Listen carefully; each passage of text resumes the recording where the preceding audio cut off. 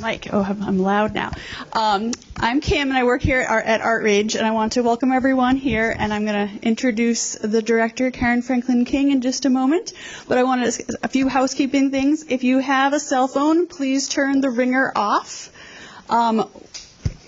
If you had heard there were going to be refreshments, we decided to opt for no refreshments due to COVID in the community, higher than we would all like. And we are going to have a talk back after the performance, so please stick around for that. And I should mention, there's also, if you want water, there's water in the back for if anyone's thirsty.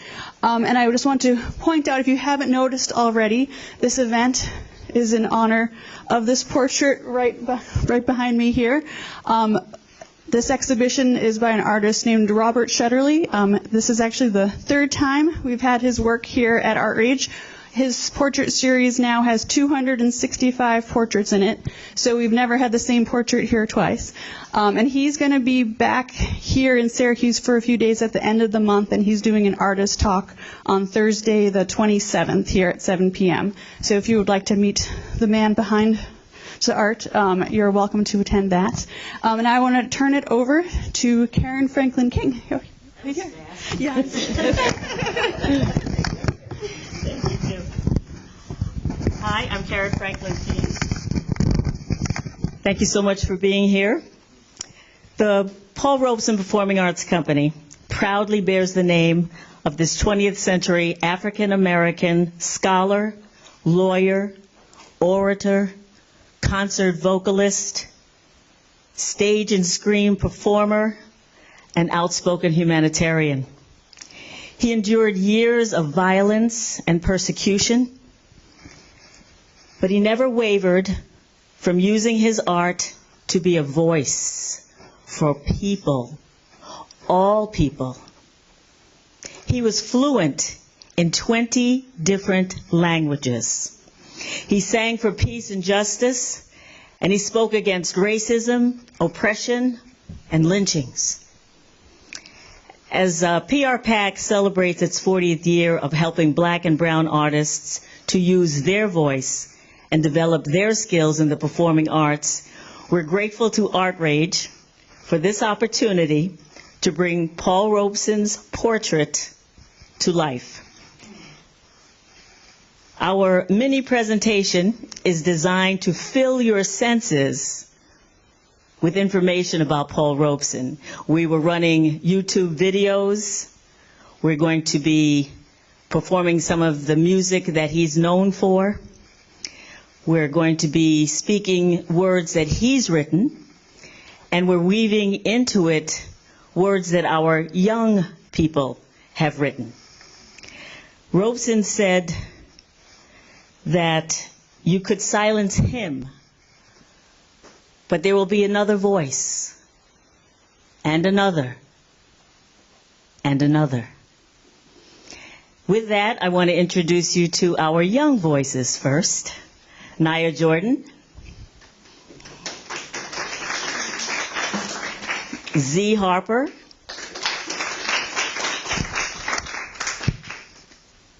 and Ethan Kotoklo. Our Paul Robeson Performing Arts Company alums, Charles Anderson. He's also our chairman. Sam Rouser. And I'll introduce Ethan again because he's going to be another one of our Robeson voices.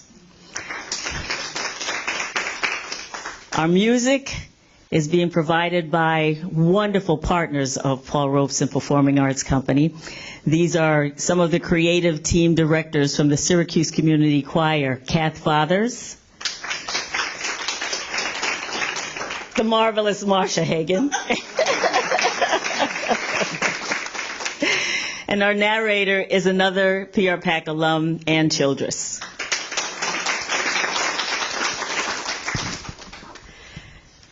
And now we'd like to bring to life the portrait of Paul Robeson.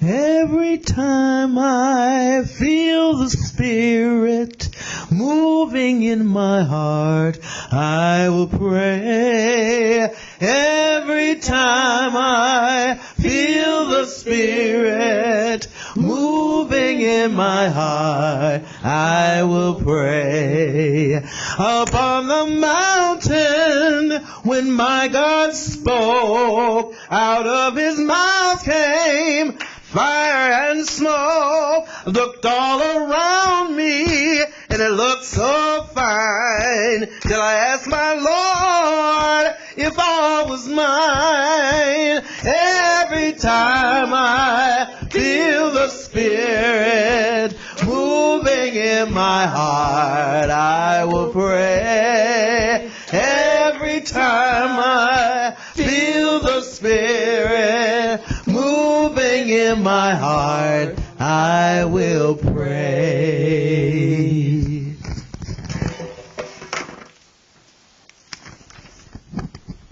I was so privileged as a child.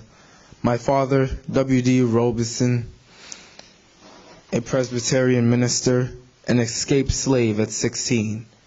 My mother, an abolitionist Quaker, Maria Lovisa Bastille, born free in a New Jersey hamlet of mixed-race coloreds.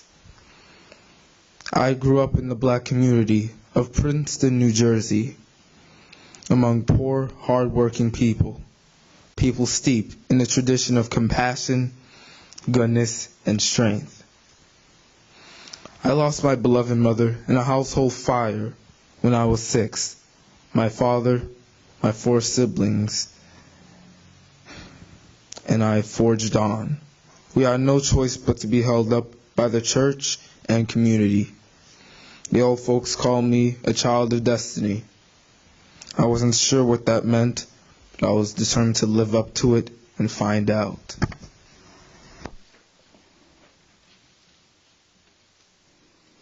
Sometimes I feel like a motherless child. Sometimes I feel like a motherless child. Sometimes I feel like a motherless child, a long way from home, a long way from home.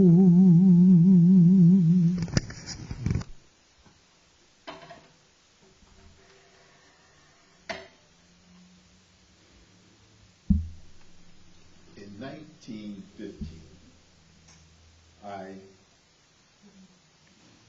became the third African American to win an academic scholarship at the prestigious Rutgers University. I played several sports, but football was my thing.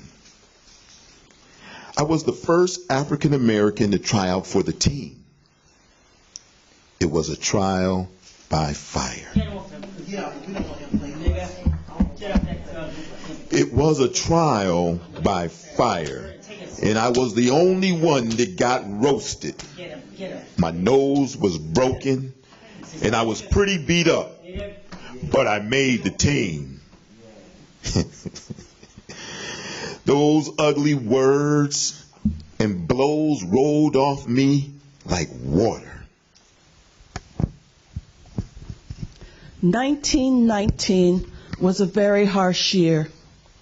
The war was ending, and young black and white men who had fought were returning home. Black men who had fought for America returned to what was to be called the Red Summer of 1919. Black men, some in uniform, were killed in record numbers, lynched, burned alive, buried alive, still looking for that elusive thing called freedom. Robeson thought he could find a way to help win that fight. In that same year, he entered NYU School of Law. There he joined the Negro fraternity, Alpha Phi Alpha.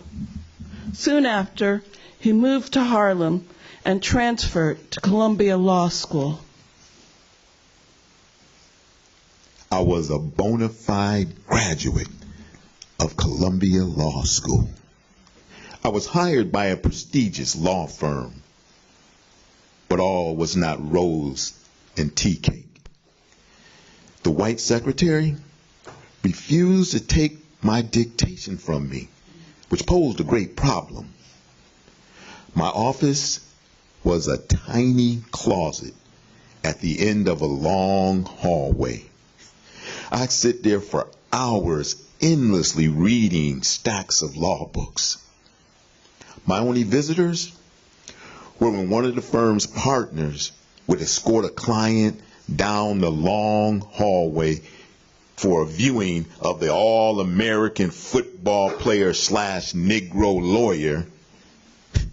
I felt like a prize pig at the country fair.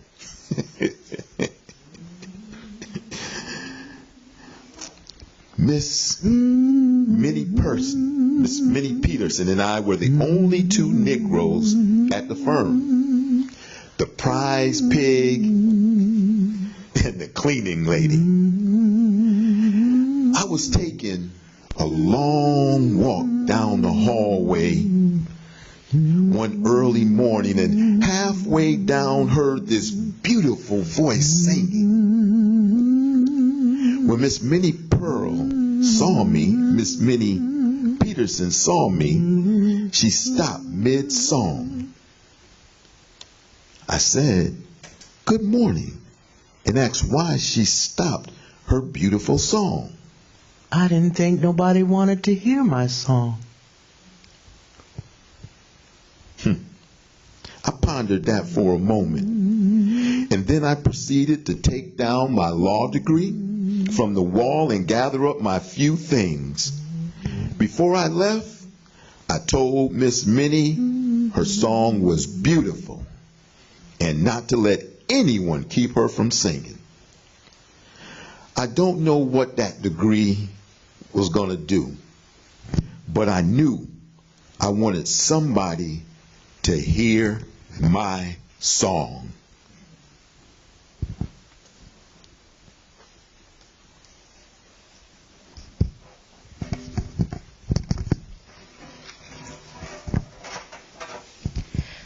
My poem is On the Occasion of the Passing of Civility by Jackie Warren Moore. No please, no thank you. Excuse me, how can I help you? No eye contact beyond the cut of an eye, a sneer in the flip of the bird, we have lost each other. In a boiling sea of meanness and indifference, no kind words to connect us, no holding open the door, holding out a neighborly hand to steady us. No touch of comfort or healing. We hit and run, plunder and hide, the mean spirit of our rage. We have lost touch in the crush of humanity, the bleeding sore of our greed, we have lost it. The soft shoulder to lean on, warmth of kindness, the healing of a simple smile, affirmation of a hello, we have lost it. Watched it stumbled, wounded and moaning into the abyss. We have lost the meaning of civility. In remembrance, respect, and regret, let us reach out our hands once more and simply say, welcome.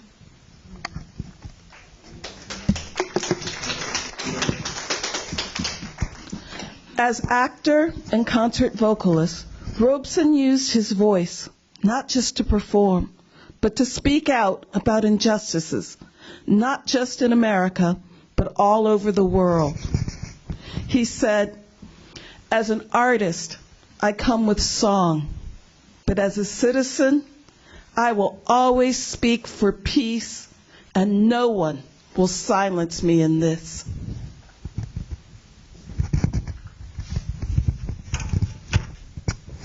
What?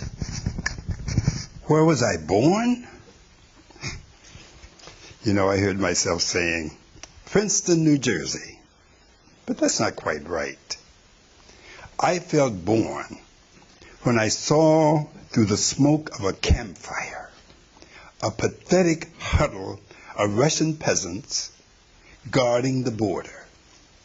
That's when I felt born.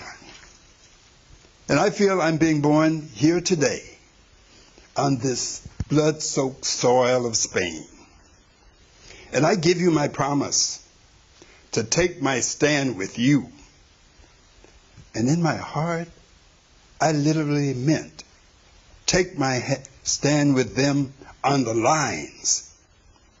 But they didn't hand me a rifle. They did something else. They gave me a medal, a little 3-pointed gold star. And I said, why me? What have I done to deserve it? Why not that man there that lost a leg yesterday? Or that man who will never see again?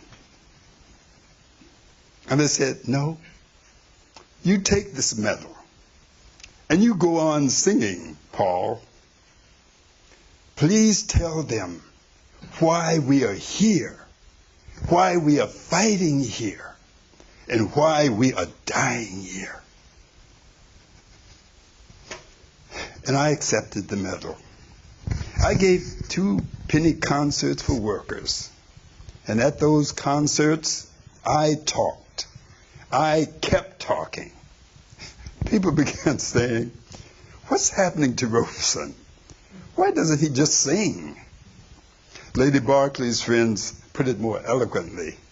They said, Paul, if you want to go on living in London, why don't you just shut up?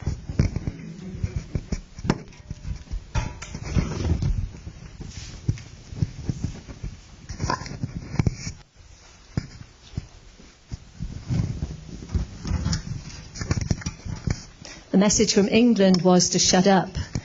But there were the Celtic, the indigenous peoples of Scotland, Ireland and Wales, who were the working people. And Paul Robeson always found the real stories wherever he lived and worked. As he was walking one evening to perform in a concert in London, England, he heard singing in the streets. He followed the sound and met a group of Welsh miners. They had walked to London, the 400 miles from Wales, to protest the wicked working conditions and lack of pay in the coal mines, singing as they went. Since the Industrial Revolution, coal mining was a huge part of our industry in Wales. And for every coal pit in Wales, there was a Welsh male voice choir. We're a land of song. The coal miners sang in 4-part harmonies and would sing on their way down to the coalface and sing on their way home. And here they were singing in protest to the government, which was based in London, England. Paul Robeson connected with the cause and the song of these miners, and he joined them in their singing, in their protesting, and in the cause of the working people. He then paid for a railway carriage, filled it with food for their families, and sent those hungry miners home by train to Wales, and committed to continue supporting them. This Welsh lullaby, All Through the Night, was one of the songs the miners from Wales would have sung as they walked home after a long day working down in the mines. And Paul Robeson took up this song, and from that time on, he would end his concerts singing it as a song of solidarity with struggle and oppression across the globe.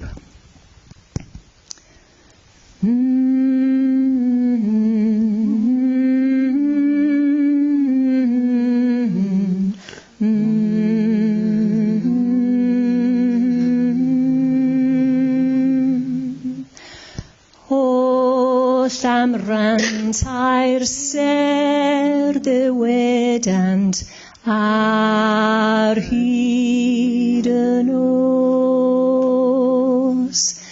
Dyma'r ffordd I frog o goniant ar hyd y nos.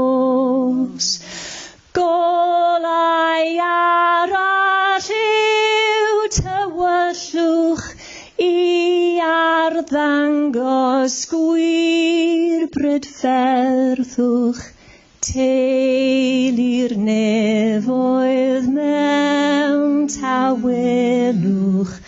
Aridanos.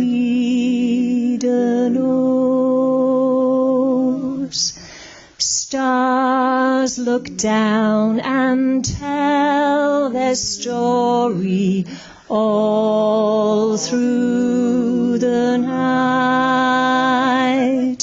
Here's the way to Glory Valley all through the night.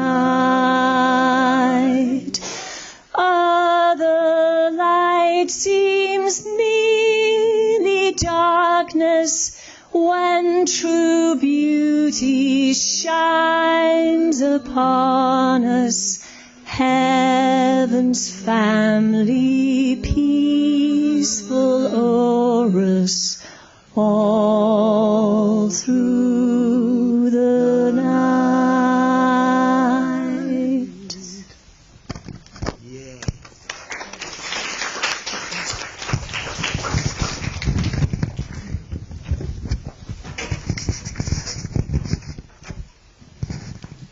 Desist? Desist from what? My concerts or my talking during my concerts? I see. What if I choose not to? As long as there are issues to be addressed, I will seek platforms from which to address them.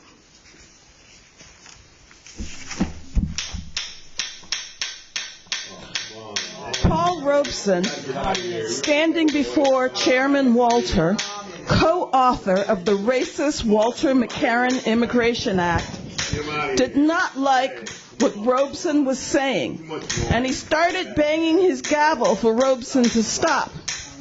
But Robeson wasn't quite finished and went on to say, I stand here struggling for the rights of my people to be full citizens in this country. They are not in Mississippi. They are not in Montgomery. That is why I am here today. You want to shut up every colored person who wants to fight for the rights of his people. Amid shouts and the gavel banging, Paul Robeson went on to read this statement. I will say before this committee that you will not silence me in speaking out against the injustices done to my people. You can brand me a communist, and I will still speak out.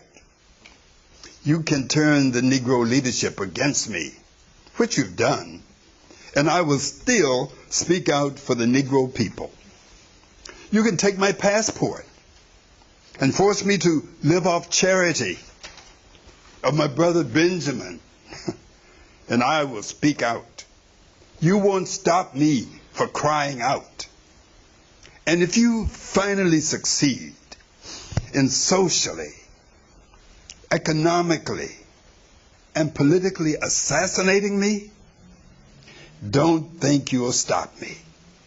Because it's not just me. It's the Negro people whom I echo. And if you do silence my voice by making me a non-person, there will be another voice, and another voice, and another voice.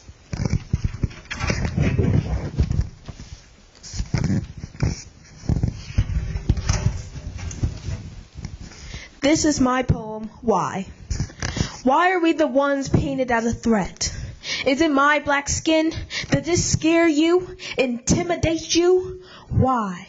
You have power, weapons, so you tell me why. Why does our existence seem so lethal? Why does being a citizen of a country that you brought us to, the same country that you beat us, rape us, exploit us to build with our bare hands, seem so illegal?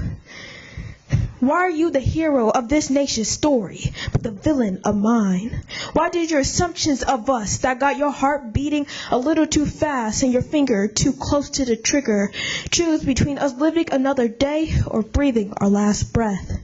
George Floyd, Breonna Taylor, Jalen Walker, Tatiana Jefferson, and so many more, too many more, are victims of your incompetency and corruption. We cannot stand by as this country turn their backs to us. It is necessary that we stand together and abolish these injustices once and for all. We are taught to put our safety, our lives into the hands of people trained to kill us, and because of that, our future is slipping through our hands. We must band together as one peaceful, no intimidating fighting force and destroy this country, rebuild it, so that the blood, sweat, and tears of our predecessors shall not be forgotten.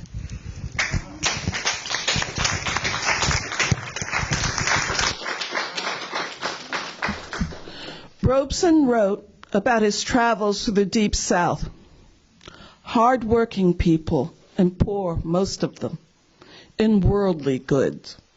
But how rich in compassion, how filled with the goodness of humanity and the spiritual steel forged by centuries of oppression. There was honest joy of laughter in these homes, folk wit and story, hearty appetites for life as for the nourishing greens and black-eyed peas and cornmeal bread they shared with me.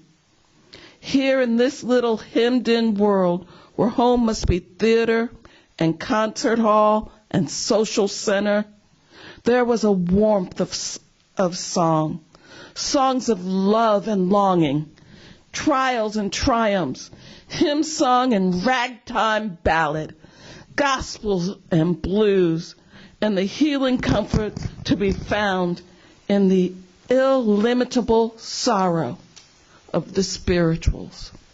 Did my Lord deliver Daniel, deliver Daniel, deliver Daniel?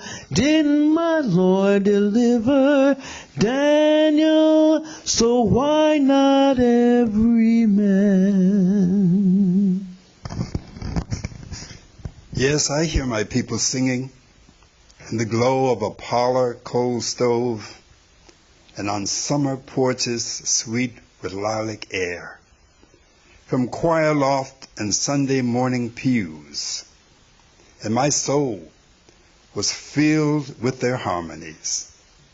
Then, too, I heard these songs in the very sermons my father. For the Negro's speech there is much of the phrasing and rhythms of folk song. The great soaring gospels we love are merely sermons that are sung. And as we thrill to such gifted gospel singers as Mahalia Jackson, we hear the rhythmic eloquence of our preachers, so many of whom, like my father, are masters of poetic speech.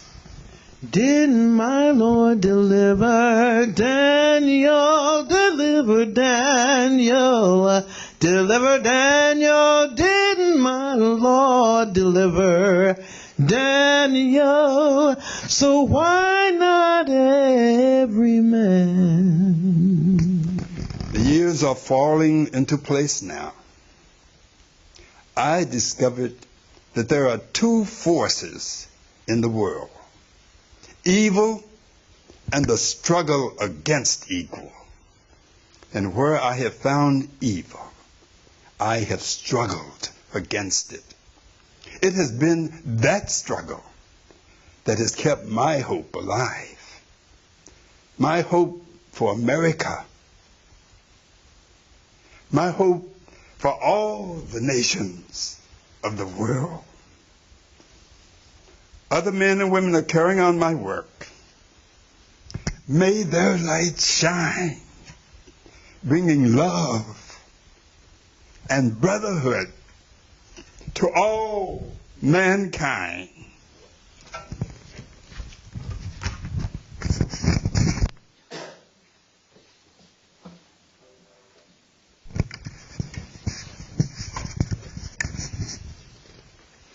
misconceptions between good versus evil. I only want to see peace within my people. Heard the saying, all men are created equal. Success separates the felons from the legals. Ask me this, ask me that, twisting my words together, saying that's a rap, putting my words together and calling that lies. Let him think that way. I told the truth in disguise. Separating the real from the fake may seem cryptic. I'm not trying to make this seem scripted. When I was young, my pops told me color doesn't matter. How's that true when our own lives die out faster?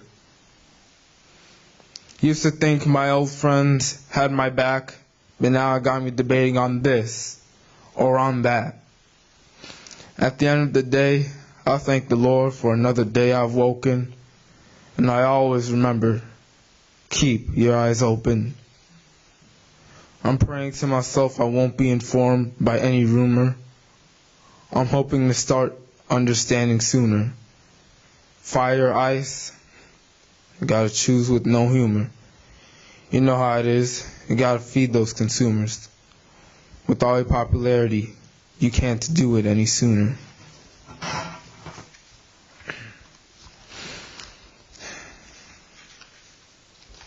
I understand not everyone gets it. I always have to expect the unexpected. I can't move out here reckless. When my success comes, I can never act selfish. Mama always said not to get jealous, but others will, and they just can't help it. The light will shine while others obtain it, so I focus on my gift and maintaining it. This little light of mine, I'm gonna let it shine. This little light of mine, I'm gonna let it shine. This little light of mine, I'm gonna let it shine.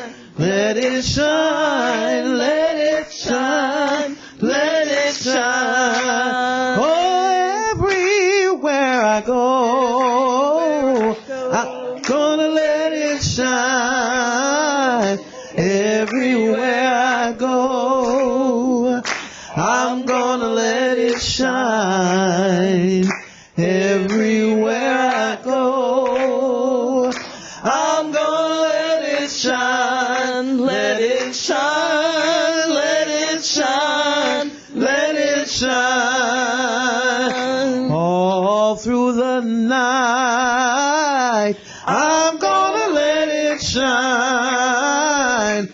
All through the night, I'm gonna let it shine. All through the night, I'm gonna let it shine. Let it shine, let it shine, let it shine.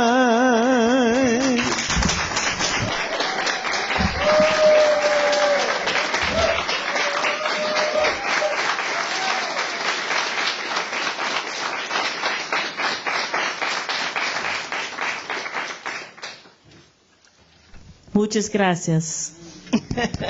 That's one of the languages he spoke. I'd like to introduce you to Phyllis Breland. She is a PRPAC alum, an advisor these days. If you want to have a seat, yeah. Something I forgot to mention in my introduction, these wonderful young people, Naya, Z, and Ethan, were part of the performance of young folks who took part in the Jackie Warren Moore Monologue and Poetry Festival.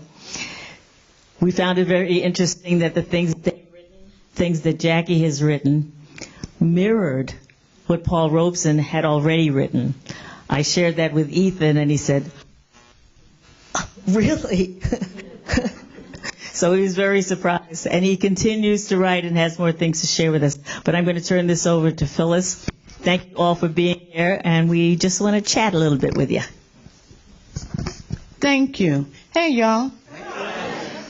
I hope that this touched you the way that it touched me and reminded me of our journey. It's not over, y'all. It's not over. We'd like to know what you think, how you feel about things, what you see in our future. And then what I'd like to do is ask Ethan then to share his piece that he wrote especially for today, because one of the things that's so important to us is to recognize, realize, and promote the fact that we live on the shoulders of each other. We cannot stop. We cannot be quieted. And we will fall down. But you know we're going to fall on our back so we can see how to get up. It's never over. Never over. So tell me, what do you think? I see you moving. I thought it was wonderful, and as a advocate for the community, I think it should be a traveling Poetry in the Park show.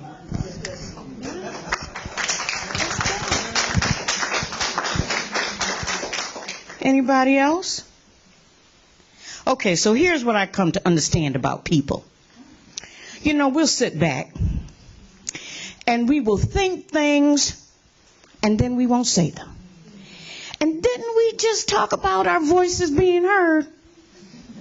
So you owe it to yourself, if you're thinking it, to say it out loud. Well, who's got something for me? No? Oh, all right. Here we go. And I'll come back to you.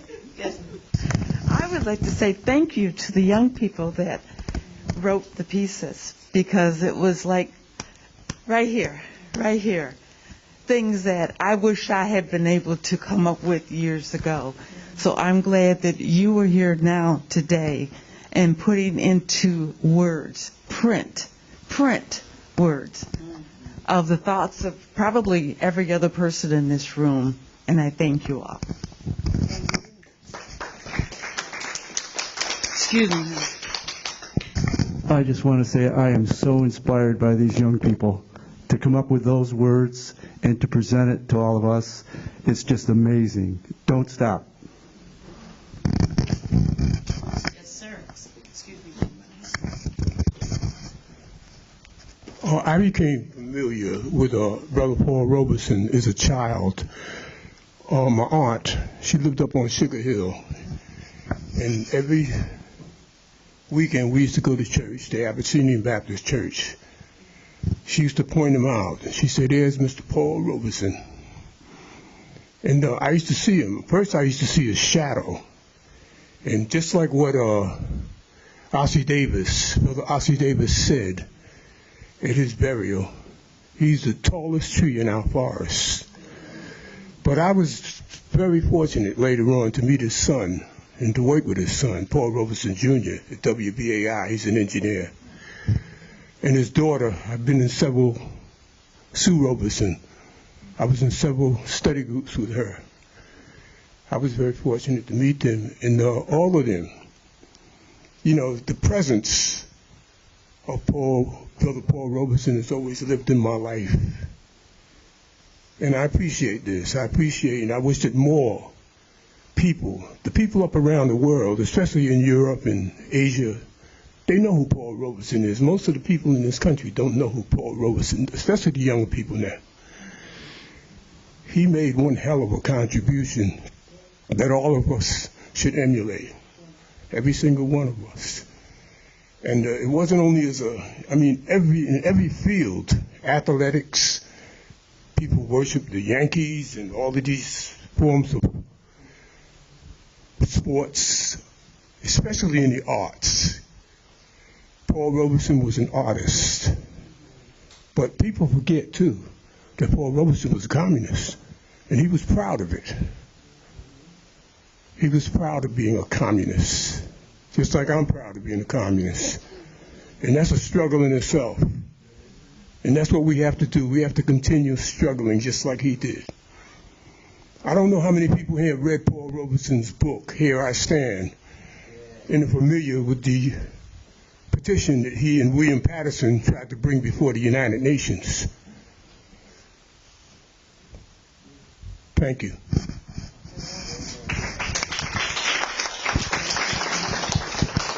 Anybody else?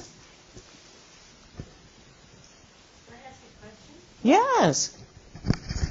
So first of all, thank you all very much. This was very moving. I'm a former organizer.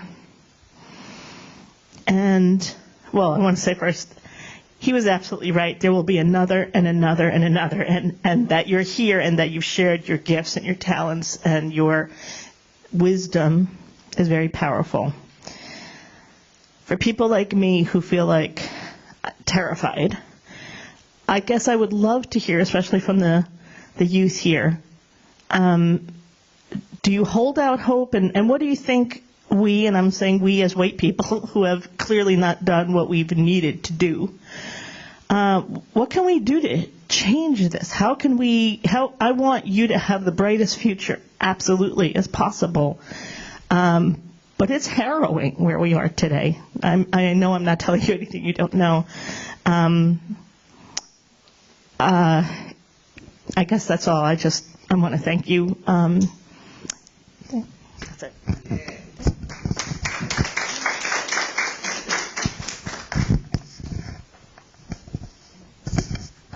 I guess, I don't know, find comfort in your discomfort.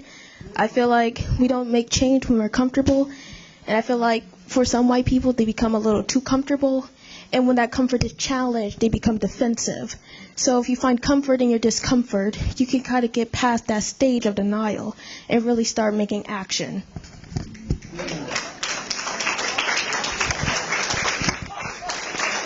I have to tell you, I'm going to take her on the road. No, I had the pleasure of working with this young woman, and I say young woman because she's not yet 16. And she's having these thoughts and these ideas, and she put these words together, and to take your question and say, you must feel the discomfort. Where is she? Right? The touching, the impact. This is what we do. This is why Paul Robeson continues to this day and will continue. Whew, good kid. Ethan, can I invite you now to say your piece?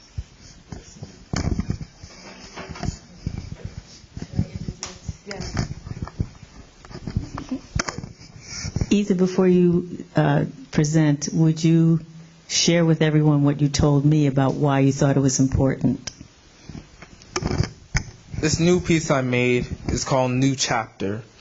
And the reason I thought that it was necessary to present this to all of you guys was to show you how far we've made it as a people and as a society, but also to look forward and destroy all of the walls that have gotten to us to seek that elusive thing we call real equality.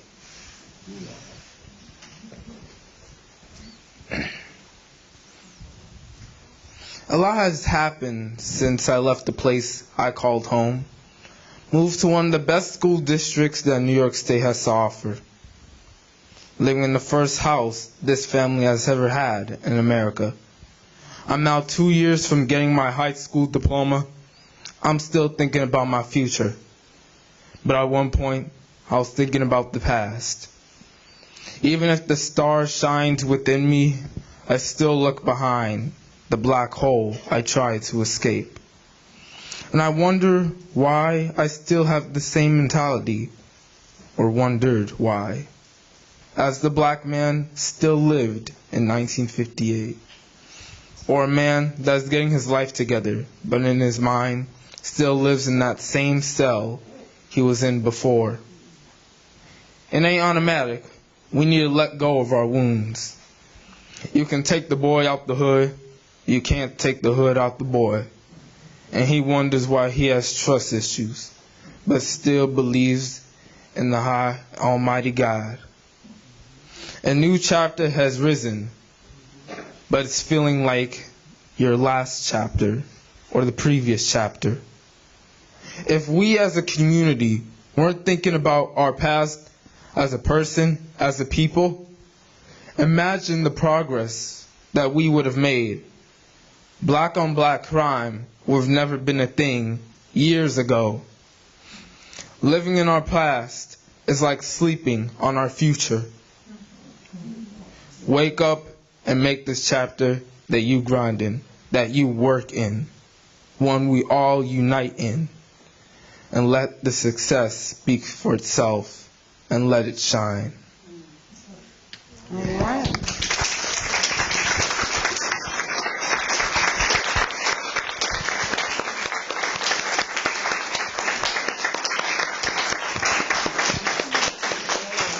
I thank all of you, all of you, all of you, all of you, and all of you, because we can't do it alone. There's a place in it for all of us, y'all. And when I look across this stage and I see, and I'm not counting myself, I see the age, and I see the understanding, and how we have held each other up so that these young people feel free to have their voice. If you don't do anything else today, oh, okay, thank you. I'm thinking right now, violence is so bad, not just this city, but oh, can you hear me now? Okay, sorry. Youth violence is so bad, not just here, but all around the country. And it's listening to this young man speak made me it just came to me that these kids need a way to express themselves. And, you know, word warriors, powerful, because words, you set a gun, these kids are shooting up schools, they're doing everything. You know, these kids need a place that they feel safe enough to talk about what they're feeling. Writing is a great way to do that. Yes, word warriors, they got standing ovation.